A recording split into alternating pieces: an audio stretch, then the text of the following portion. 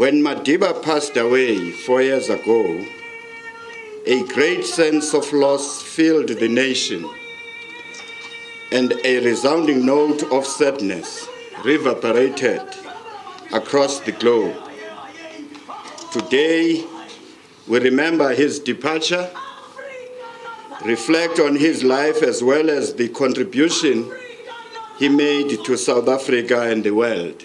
The world had lost one of the great icons of the last century. The country had lost its guiding light, its moral beacon. For me, it was the loss of a mentor and friend. I first met Madiba after his release in 1990.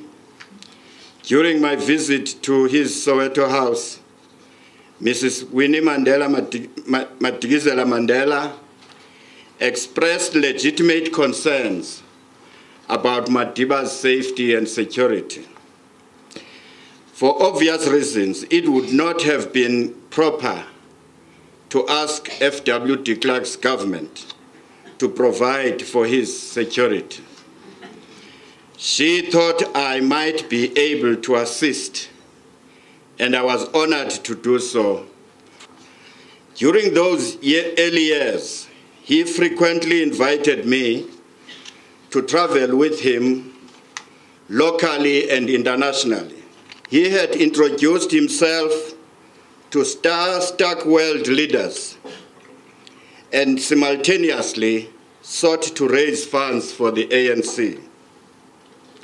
On our local trips, we met the kings, amakosi, and religious groupings to brief them about the pending negotiations to free South Africans. Our first stop, soon after his release in February 1990, was in Namibia to celebrate its independence. We went to the United Nations in 1992 and 1993. We also paid visits to countries like the United Kingdom and the Republic of Ireland, the Netherlands, France, as well as Norway, where Madiba and Mr. de Klerk received their Nobel Peace Prize. Although he had not yet won any election, Madiba was treated like a president-elect and was afforded the high-level protocol associated with this status. The reason why I am sharing a little of this history is because I soon realized that Madiba had an impressive, magnetic personality as well as a commanding presence. He was also a consummate, a master of the art of persuasion. But he was not schooled in some of the aspects of being a statesman, and I helped him navigate numerous protocol issues. For example, one of the duties we asked him to dispense of had been to inspect military guards of honor. The first one was at the Transkei military base and another at the Independence Stadium in Umtata. I explained it to him. I said, Tata, when you perform this duty, it is not necessary to shake each soldier's hand. As we are all aware, Madiba habitually greeted everyone he met and asked, "How are you?" in that most recognizable voice of his. Let me now talk about Madiba, who defused a ticking bomb. South Africa had entered an extraordinary period with the eyes of the world upon us. We were in the middle of doing something exceptional. That is the process of ending a vicious, racist, authoritarian regime. We achieved this relatively peacefully through a carefully orchestrated transition to democracy. Regarding this history, there are two instances that come to mind were Madiba's exceptional leadership diffused potentially explosive situations. The first was when we went to New York, where Madiba, Mr. Makwetu of the PAC, Prince Mahlangu, and I addressed the UN Security Council and asked for intervention and monitoring during the period where the so-called black-on-black violence was at a peak. The second was when Chris Hani was assassinated by a far-right-wing anti-communist. On that day, Madiba asked me to accompany him from Umtata to Johannesburg, where we were received by the SACP General Secretary Joe Slovo, Cyril Ramaphosa, and Jill Marcus. From there, Madiba went to address the nation, live on the public broadcaster. This atrocity had brought the left and the right to a head-on confrontation. If Madiba had not practiced sensible, responsible leadership, you might agree that South Africa would have been dumped into civil war. It was at this stage that the South African Communist Party's Secretary General Joe Slovo proposed the so-called sunset clauses. The ANC and its allies interrogated this proposal and the implications thereof. Chris's assassination brought home the stark reality that violent conflict was imminent, and it therefore made sense that the only peaceful solution was to apply principled compromise. Once that concession was made, Madiba, however, demanded a date for elections. This left nobody in anybody's doubt that he meant business. He was also not shy to explain to South Africans and the world that there was still a tremendous amount of work to be done in fulfilling the objective of freeing South Africans. Indeed, Madiba was aware that in the conflict between black and white in South Africa, there were no winners, but the country was victorious in the end. I would like to move to the question of what happened to the tone and example Madiba set. After these volatile years, a golden period followed. Madiba had the wisdom and presence of mind to surround himself with capable individuals. The caliber of the people in his cabinet was just at a higher level than what we have today. He almost uncannily managed to unite a deeply divided nation.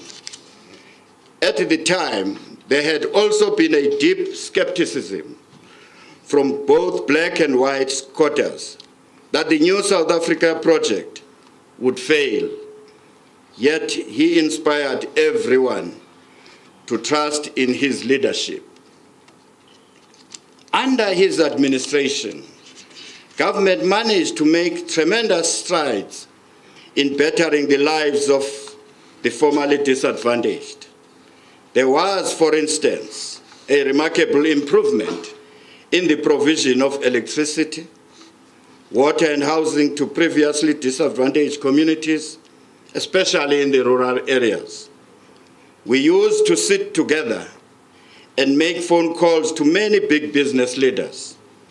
With his considerable powers of persuasion, he coaxed them to partner in building schools, clinics, hospitals, etc. Now, just over 2 decades later, despite considerable changes for the better, there is a sour taste in our mouth. Don't you agree?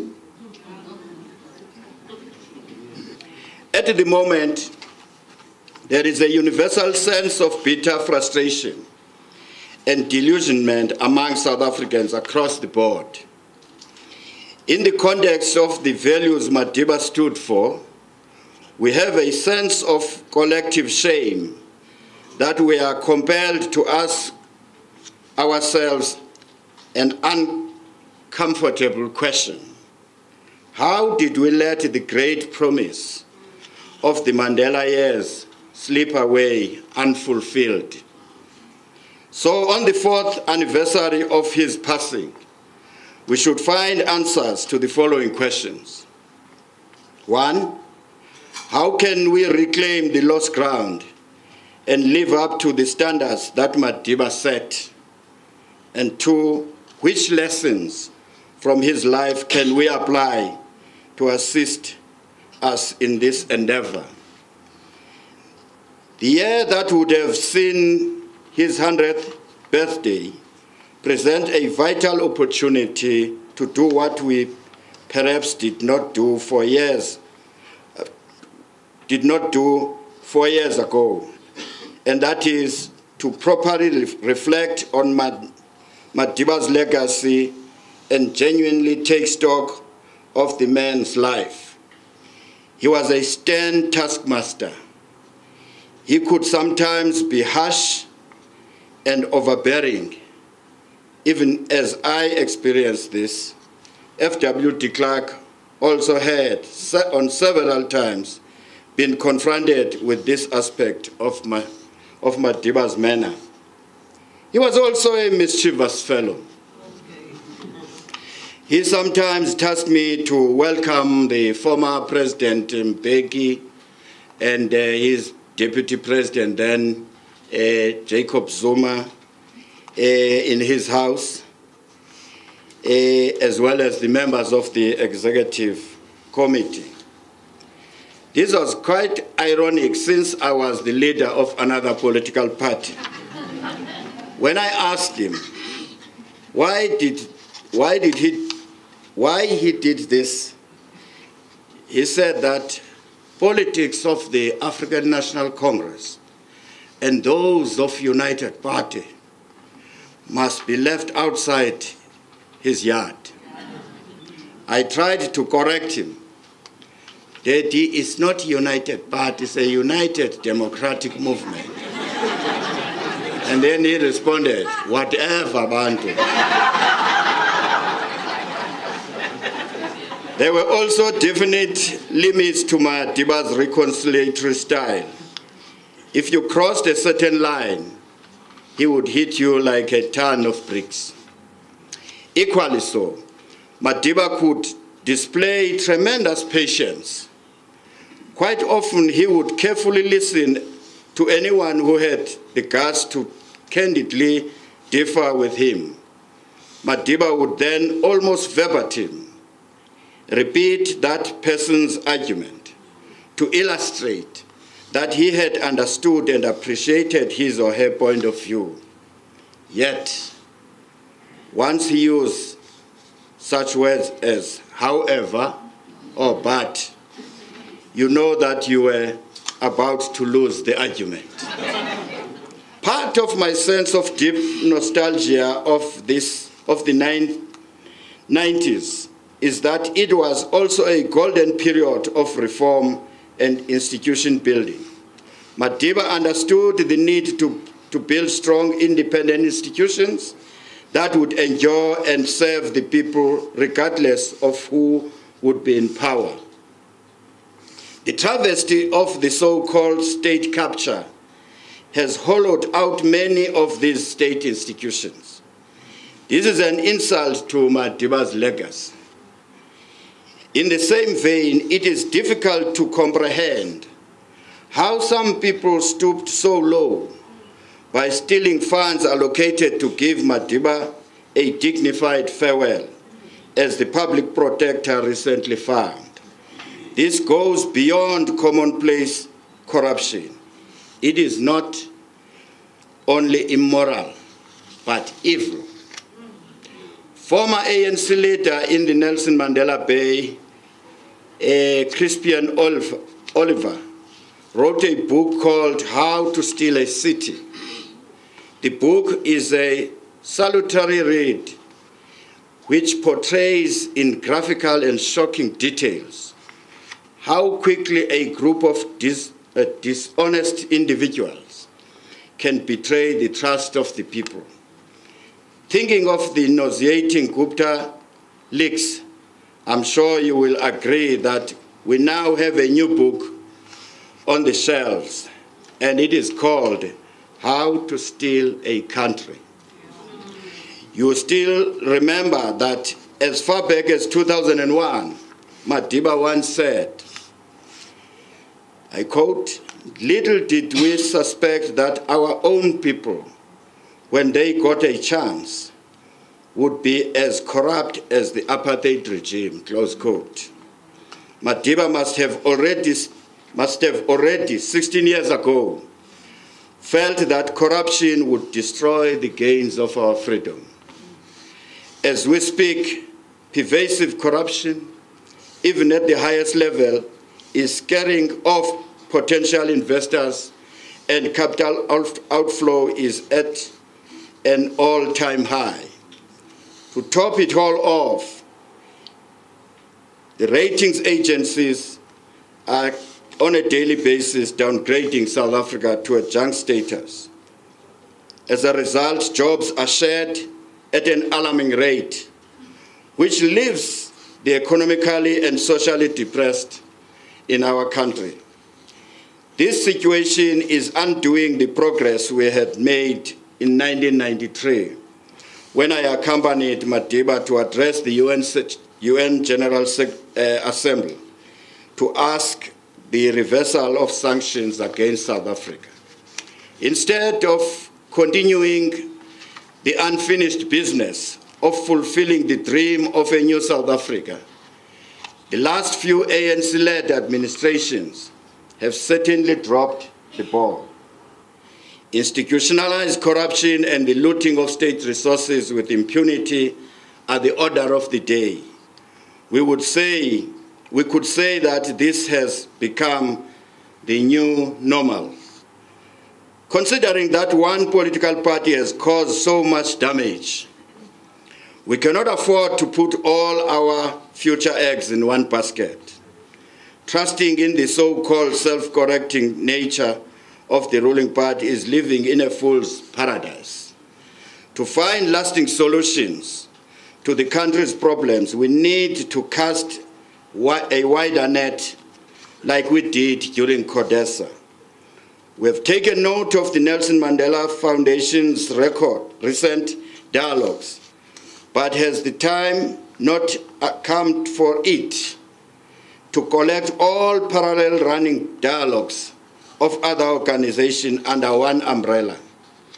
If all stakeholders, including government, civil society, and political parties, could participate in a concerted effort, we would be able to generate a unified blueprint for solutions to our country's problems. There is no way that the problems of this country will be solved by one political party. If you believe in that, you are misleading yourself.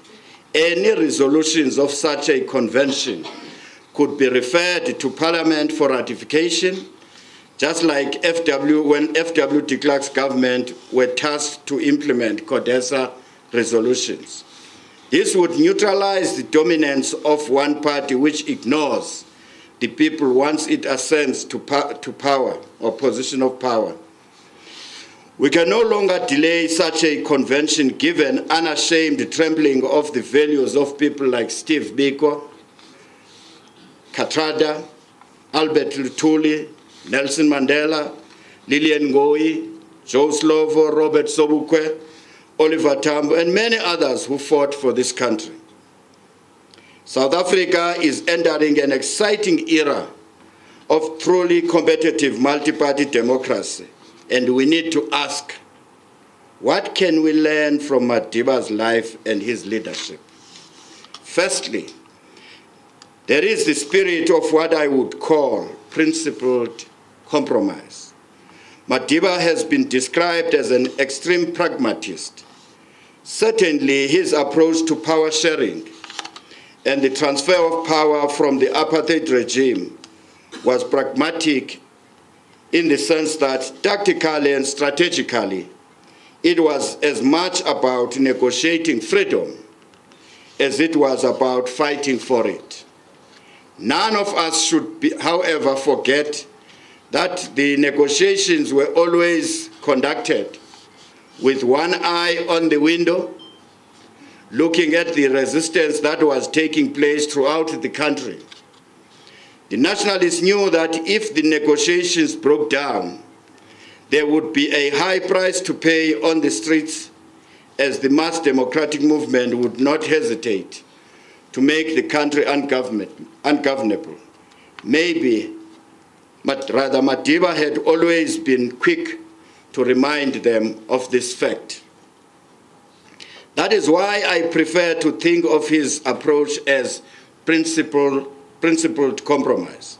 In other words, one makes concessions, but one does so conscious of the red lines.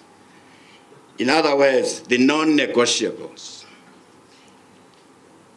I witnessed this when F.W. de Klerk's government withdrew indemnity for Chris Hani, and we had to house him in the Transkei. Madiba stamped his authority and demanded the withdrawal of the warrant for Chris Hani's arrest, as Madiba put it, quite strongly at the time. Mr. de Klerk had been negotiating in bad faith. Madiba was willing to share power and not dominate. He recognized that the advantages which come with forging consensus and building a social compact comprises of the support of not just your side, but also that of your opponents. The lesson we should learn when it comes to possible future coalitions is that we need to develop the practice thereof, which is fundamentally about sharing power, not power mongering. This will take real skill and level-headed leadership. Considering the possibility of a new government of national unity in 2019, future coalition partners will have to practice principled compromise. As per Madiba's example, there can be no space for a big brother mentality. Another aspect of Madiba's life that I would like to discuss relates to his commitment to constitutionalism and the rule of law. In this respect, we currently have a country that has not only lost its way, but has tarnished Madiba's institutional bequeathal.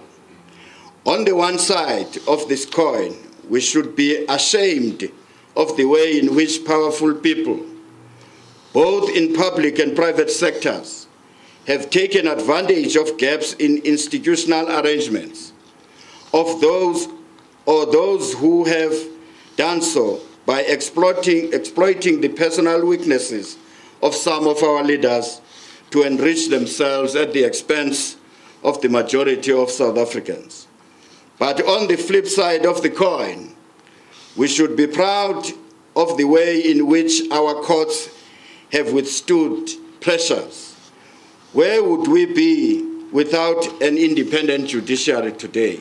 Certainly, opposition parties and civil society organizations and the media have claimed their rights and used the Constitution to hold those in power to account. A very important thread in Madiba's life is his resilience. He suffered, he endured. Through his strength, he inspired millions in this country and throughout the world. South Africa is a resilient country. Look at the way in which we fought back against state capture and the racism fanned by Bill Pottinger and his friends and their friends. Our important institutions, civil society and media, which are resisting capture, state capture, are holding the front line. And despite the inherent pressures of poverty and unemployment, our people also remain resilient. They make sacrifices every day. So in return, they have every right to expect a lot from their leaders.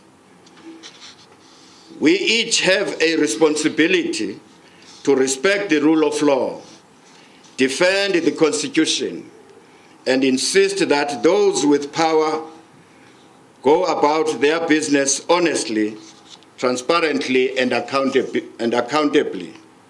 We must return all state institutions to full working order. State capture must not only be pushed into retreat, but must be defeated once and for all.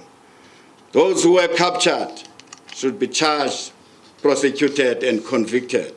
Frankly speaking, we will do so. Madiba's legacy, if we do so, Madiba's legacy will be, if we don't do so, Madiba's legacy will be in jeopardy. A large part of Madiba's strength as a leader came from his unrelenting high standards and his lack of tolerance for shoddy work and incompetence. He did not suffer fools easily, nor should we. Once again, thank you for inviting me today and bestowing on me the honor of sharing some of my thoughts with you. May Madiba rest in peace. Thank you.